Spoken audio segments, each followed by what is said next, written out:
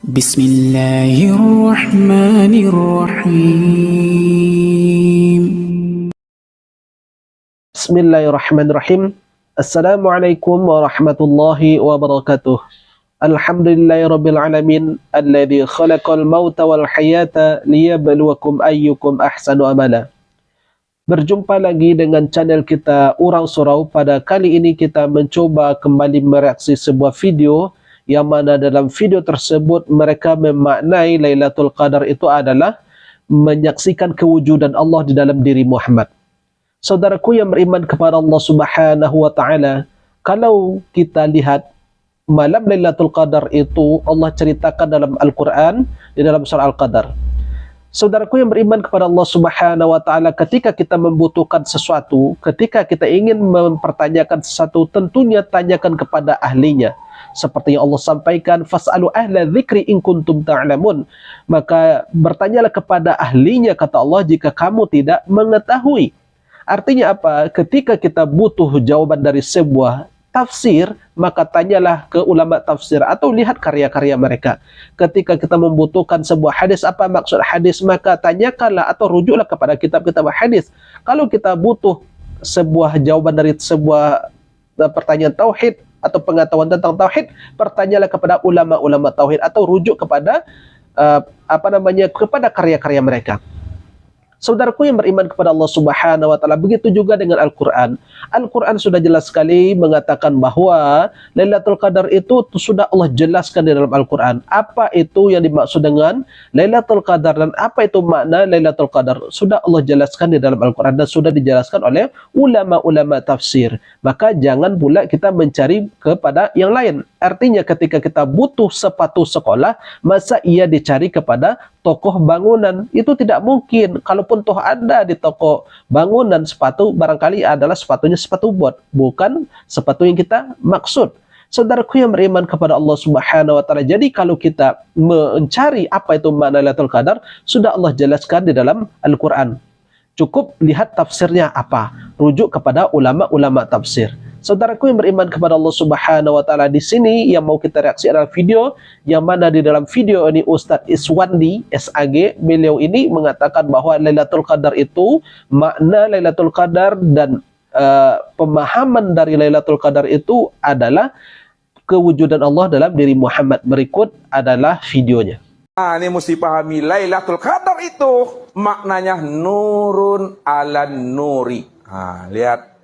Lailatul Qadar itu maknanya nur ala nur. Apa artinya nih? Cahaya di atas cahaya. Maknanya, itu terjemah namanya. Maknanya, ya, menyaksikan cahaya Allah nyata pada Muhammad. Rupanya Lailatul Qadar itu Bapak Ibu menyaksikan kewujudan Allah nyata pada diri Muhammad. Itu yang Lailatul Qadar. Cahaya yang terang benderang. Cahaya yang benderang-benderang itu di atas cahaya Muhammad, itu cahaya Allah.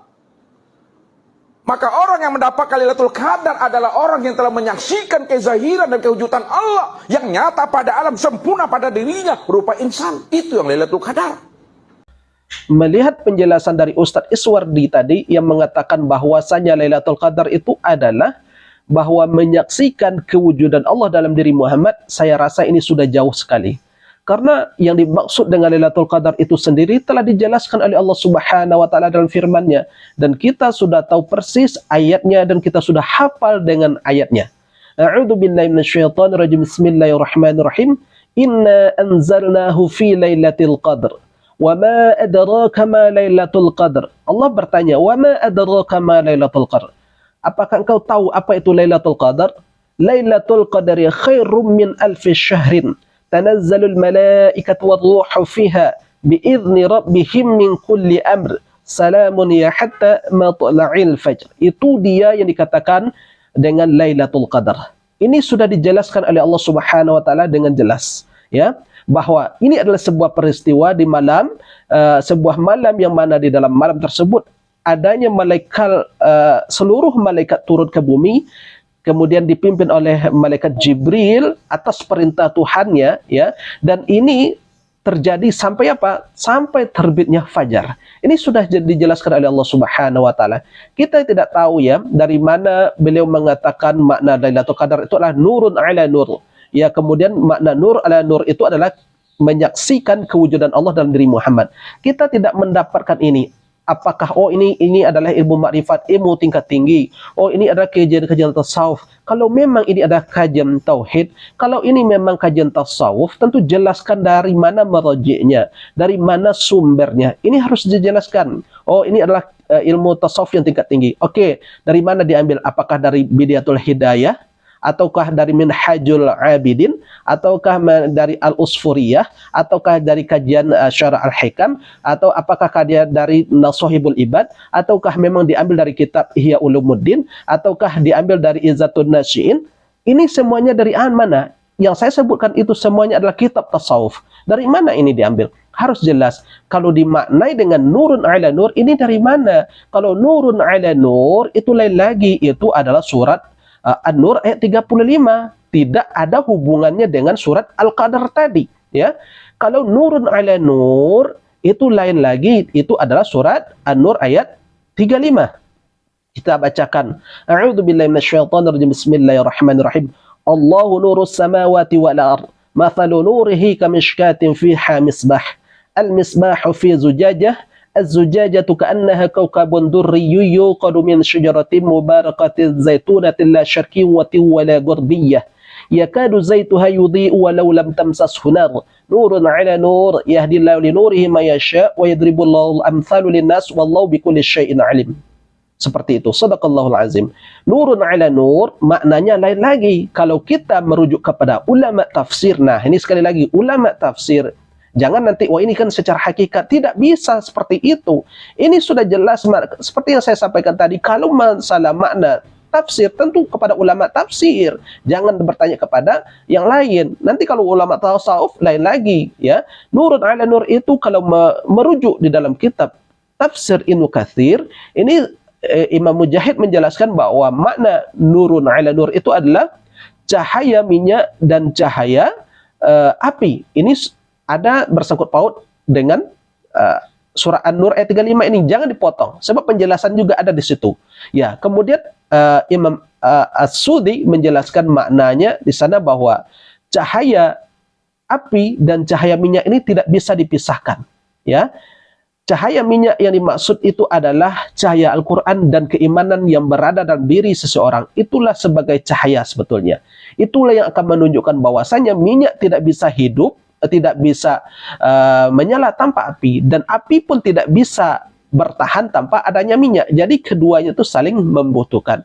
Itulah dianya cahaya Al-Quran dan cahaya iman yang berada dalam diri seorang mukmin.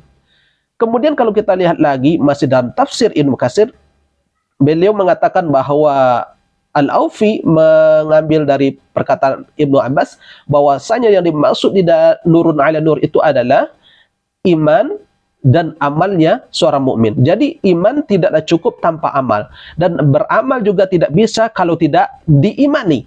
Makanya keduanya tidak bisa dipisahkan. Antara satu dan yang lain tidak bisa dipisahkan. Inilah maksudnya. Jadi kalau kita lihat kembali bahwa surah Al-Qadar itu sudah dijelaskan. Apa itu makna Lailatul Qadar, itu sudah dijelaskan oleh Allah Subhanahu wa taala di dalam firman-Nya. Allah sendiri yang menjelaskan, ya. Bukan seperti apa yang disampaikan oleh Ustaz Iswardi tadi. Saya tidak tahu persis beliau ini mengambil maraji dari mana, referensinya dari mana. Oh, kalau ini dikatakan ini adalah ilmu syariat. Ilmu ini adalah ilmu hakikat. Ilmu hakikat itu ilmu isi, sementara ilmu syariat itu ilmu kulit. Saudaraku yang beriman kepada Allah Subhanahu wa taala, segala suatu hal yang dibungkus oleh kulit, kalau di luar kulit itu sudah dianggap itu adalah produk gagal. Artinya apa? Kalau ada hakikat yang melanggar syariat, itu adalah produk gagal. Saudaraku yang beriman kepada Allah Subhanahu wa taala, tidak ada hakikat tarekat yang menyalahi syariat. Seperti apa yang disampaikan oleh Syed Abakri di dalam kitab Kifayatul Atqiya wa Minhajul Asfiya halaman 12. Beliau mengatakan anna tariqata wal haqiqata kullahuma mutawaqqifu ala syari'atin fala yastaqimani wa la yusulani illa biha.